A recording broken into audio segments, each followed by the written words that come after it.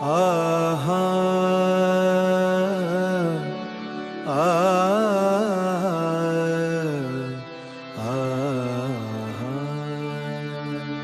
अल्लाह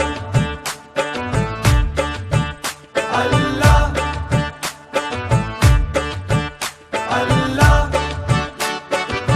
प्रेम नगरक बात कठिन अच्छी अगम अगोचर पार, जाही घाट पर सनम भयते छथि ओही घाट हमर डरबर। इश्क कलमा पढ़ी ले लहूं तोरे सन हमर मिजाज, नैनी सन नैनक भेल जे भाटिया, नैनी सन नैनक भेल जे भाटिया। हमर मन भेल जालिम मत वालिया, हमर मन भेल जालिम मत वालिया। तोहर दरस बिनु जिया बेकरार,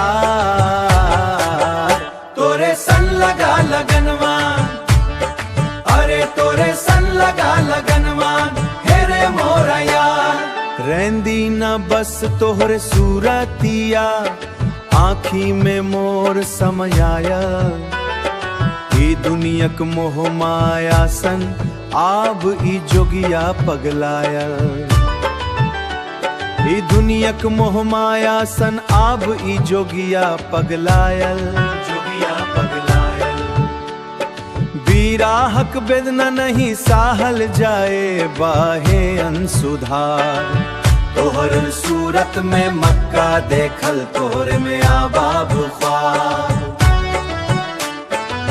तोहर सूरत में मक्का देखल तोहर में आबाब ख्वाब। तोहरे में मक्का टूटी गेल छी, जा पी रहल छी सांसे सांसे तोहरे नमुआ हजार। तादीम तादी ओ मोरे साजना, तादीम तादी ओ मोरे साजना। अली अली ओ मोरे साजना।